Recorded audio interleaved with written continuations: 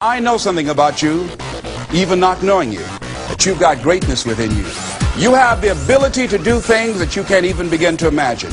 You have talents and skills in you that you haven't even begun to reach for yet. The ideal situation for a man or woman to die is to have family members praying with them as they cross over.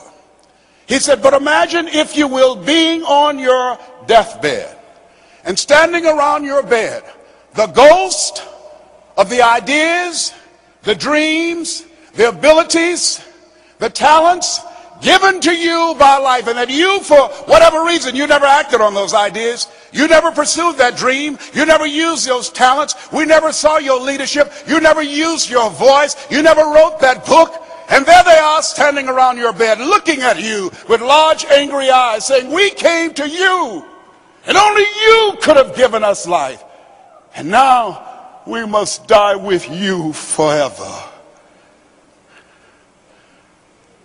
And the question is, if you died today, what ideas, what dreams, what abilities, what talents, what gifts will die with you? Maybe that's why Jim Rohn said, when the end comes for you, let it find you conquering a new mountain, not sliding down an old one. Maybe that's why Henry David Thoreau said, oh God, to reach the point of death only to realize that you've never lived, only to realize that you've never scraped the surface of your potential. If you want to make your dream become reality, the people that are running at their dreams know that it's possible that you can live your dream, that it's necessary, that you're relentless, that you have a plan of action, that you are creative. See, there are two types of relationships. There are nourishing relationships and toxic relationships. Nourishing relationships, they nourish you. They bring the best out of you. They challenge you. They hold you accountable. They keep you focused. They bring the best out of you. Toxic relationships, they drain you. There are some people that you will never be able to get into business with. Why? Because they know too much about you. And they can't forget that. They can't shake that. You've got to look at your relationships, and Jim Rohn said this, look at the people in your life and ask this question: what is this relationship doing to me? What is it doing to me? Am I growing spiritually, mentally, financially, intellectually? What is it doing to me? If you're a young person, does it put you on the honor roll or get you on the detention list? What is it doing to you? There's a new term in psychiatry called relational illness. There's some people that can make you sick. Well, can I change them? No. It's a full-time job changing yourself. And there's some people that are so negative they can walk into a dark room and begin to develop.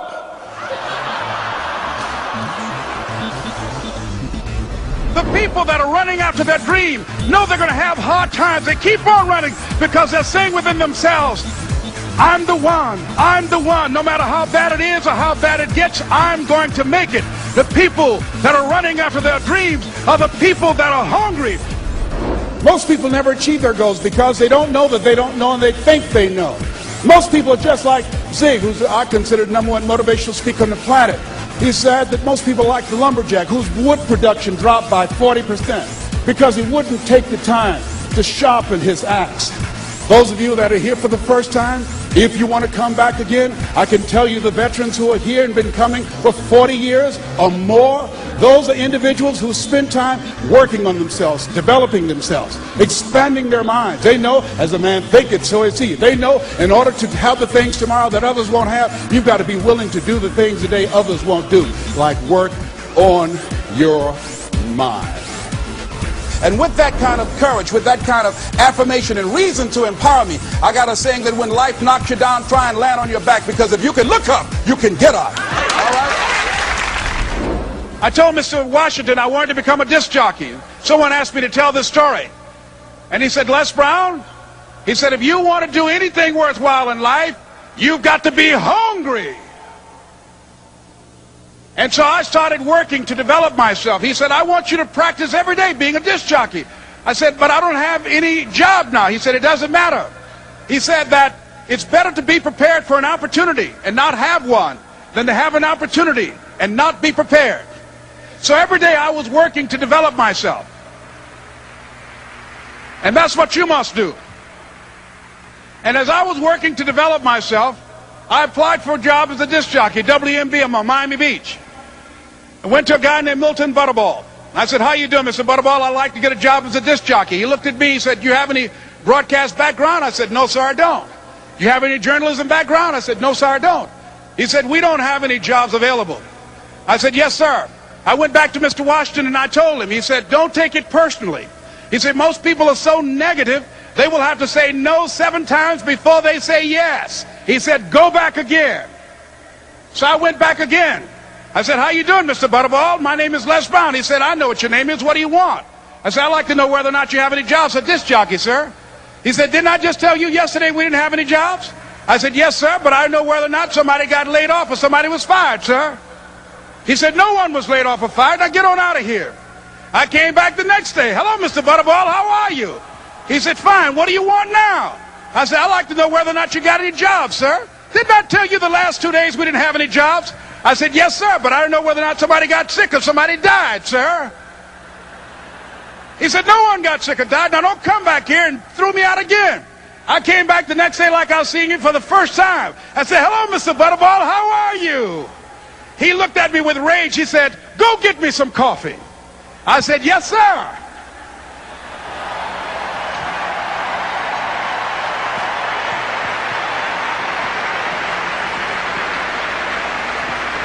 And I went to get him some coffee. After a while, I would give their lunch and dinner, and I would go in the control rooms and take the disc jockeys their food, and I would not leave until they would ask me to leave. Then they started trusting me to pick up entertainers that came to town. Entertainers like the Four Tops and the Temptations and Donna Ross and the Supremes. I would drive them all over Miami Beach in the disc jockeys' big long Cadillacs. I didn't have any driver's license, but I was driving like I had some.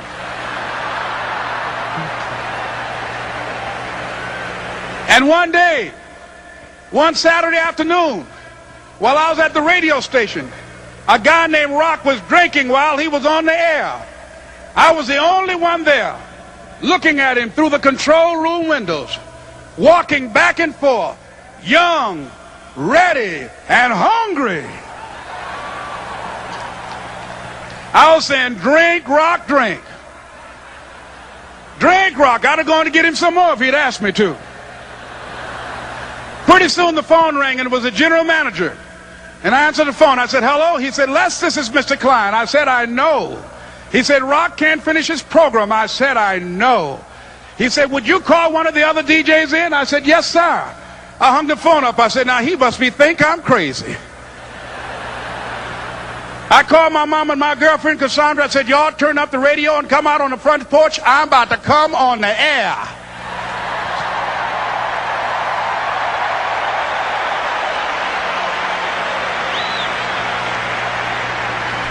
I waited for about 20 minutes, and I called him back. I said, Mr. Klein, I can't find nobody.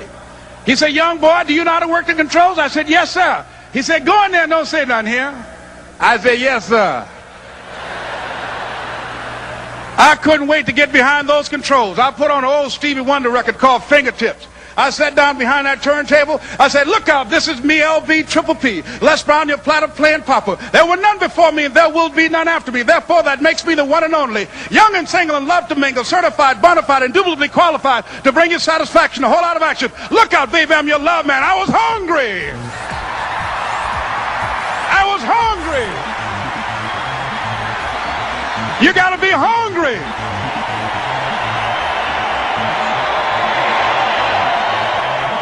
He talked about having personal growth before you can attain professional achievement. And when he said better selling begins with a better you, that put the focus on the kinds of things that I can do myself in taking charge of my life. And when I do that, everything else falls in place.